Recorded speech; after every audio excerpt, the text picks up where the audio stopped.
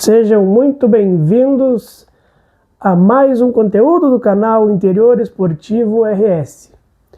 Hoje vamos comentar brevemente sobre o jogo do Juventude que fechou a rodada do Campeonato Brasileiro e um jogo da Copa FGF que tivemos nesse meio de semana e passar a agenda do que teremos no fim de semana com nossos clubes do interior. Vou falar um pouquinho sobre o jogo do Brasil de Pelotas, da rodada da Copa FGF. O Brasil jogou fora de casa contra o Aimoré, lá em São Leopoldo. E o Brasil que havia trocado treinador, o Emerson Cris tinha sido desligado no fim de semana, no domingo. E na segunda noite, eles anunciaram a contratação do ex-atleta Gilson Maciel, ex-jogador, que já trabalhou em alguns clubes do interior por aqui também. Então ele teve basicamente um treino, conversa com os atletas e já um jogo para trabalhar no meio da semana, né? Fora de casa, contra o Aimoré, que está decepcionando até esse momento, porque é uma equipe da divisão de acesso que brigou para subir, ficou na semifinal, acabou não conseguindo acesso, mas manteve boa parte do seu elenco para a Copinha, então a gente acreditava que eles teriam um desempenho melhor, porque uma base havia sido mantida, e não vem acontecendo. Eles estão com 4 pontos, acabaram derrotados em casa. O Brasil começou muito bem, dominando o jogo, controlando as ações, abriu o placar. Depois teve uma falha do Aimoré, mas o Brasil soube aproveitar, em outros momentos não estava conseguindo, fazendo o 2-0. E depois controlou o jogo, segurou a partida, tocando bola, mantendo as ações, seu controle. No segundo tempo, o Aimoré, seu treinador fez algumas modificações, os atletas também voltaram, parece que um pouco mais ligados no jogo. Tomaram um pouco das ações da partida, o Brasil também deu uma decaída física, parece. Mas o jogo se manteve, o 2-0 até o finalzinho, até os últimos minutos, quando teve um pênalti para o Aimoré.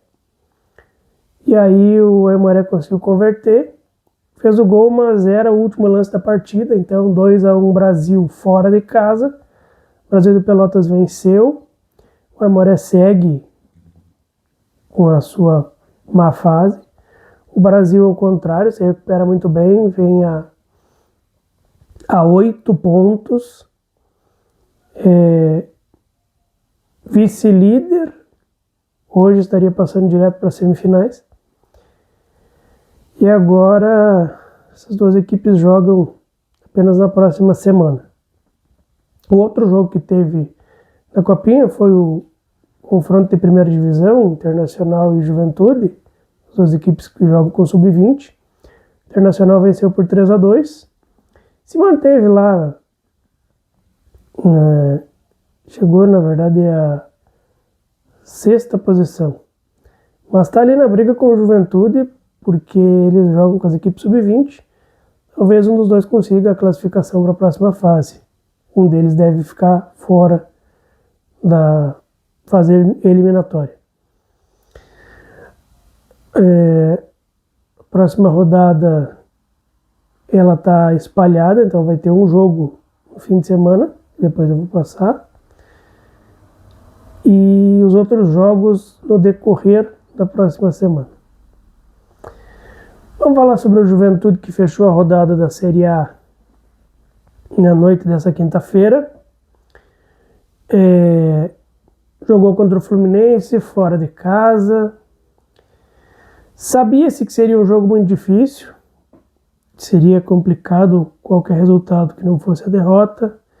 O Juventude vinha fazendo, dentro das suas limitações, dentro do que buscava, pontuar pelo menos, uma boa partida, vinha segurando, o Fluminense criava chances, o goleiro do Juventude pegava, outras o Fluminense errava do gol. O Juventude criou muito poucas oportunidades, até porque a maior preocupação era se defender, para não tomar gol.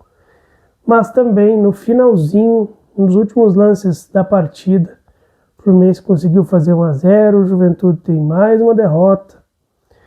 Agora 28 rodadas e o Juventude segue com seus 23 pontos.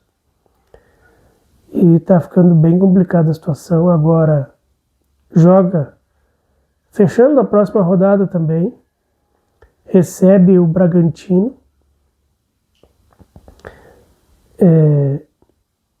Na próxima segunda-feira, 8 da noite, o Juventude recebe o Bragantino no estádio Alfredo Jaconi. Precisa da vitória nesse jogo. Esse jogo que vai fechar a 29ª rodada. O Juventude precisa vencer para chegar a 26 pontos e ainda ter esperança.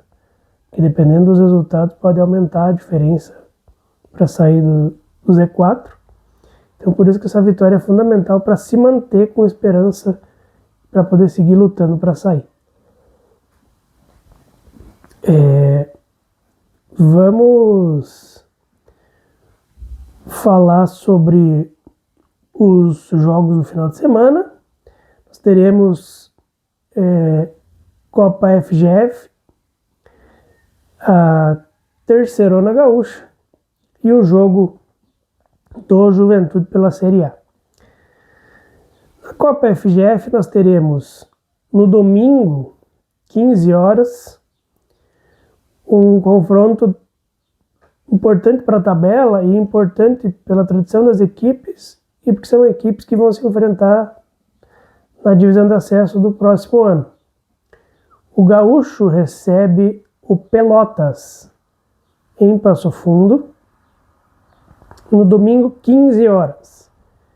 Esse é o único jogo do final de semana pela Copa FGF.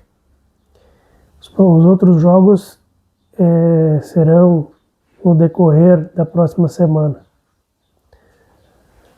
Já pela Terceirona, teremos 4 jogos. Nós teremos 2 pela 4ª rodada e 2 abrindo a 5ª rodada. Todos no domingo, 15 horas. Então nós teremos pela 4ª rodada, nós teremos o Nova Prata recebendo o Guarani de Venâncio.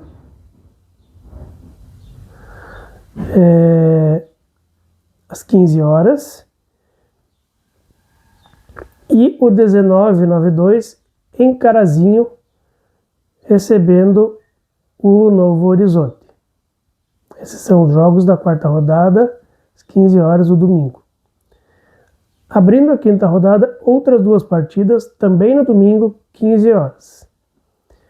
Nós teremos São Paulo de Rio Grande e Rio Grandense, mais um confronto da cidade de Rio Grande. O São Paulo recebendo o Rio Grandense, mais um clássico da cidade. E o São Gabriel recebendo o Rio Grande, outro confronto da Zona Sul. Não é um clássico, mas é um confronto da Zona Sul também. Essas então são as partidas do domingo, pela Copa FGF e pela Terceirona Gaúcha.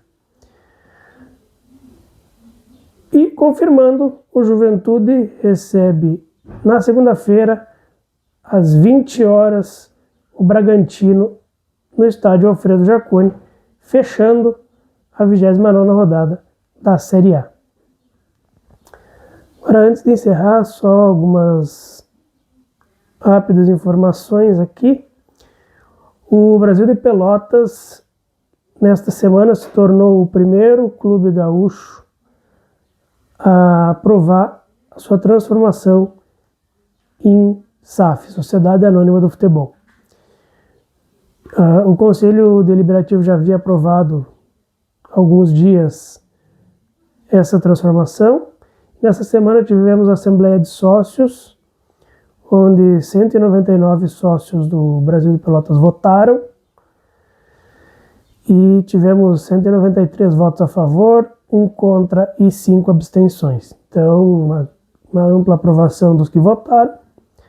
Agora, a partir de toda esta aprovação feita pelo sócio, pelo Conselho Deliberativo, o Brasil passa pelas transformações burocráticas e a equipe do grupo comprador assume para trabalhar o planejamento. Na verdade, vai agora entrar de vez no planejamento, porque já vinha organizando, era muito provável que daria tudo certo, e agora, com tudo finalizado, questões burocráticas, e eles começam a organizar o clube, o grupo de jogadores para a próxima temporada e trabalhar como eles querem trabalhar para, a partir de 2026, o Brasil de Pelotas buscar o retorno à Série A do Gauchão, buscar voos maiores que o Brasil já teve e que a sua torcida merece voltar a ter.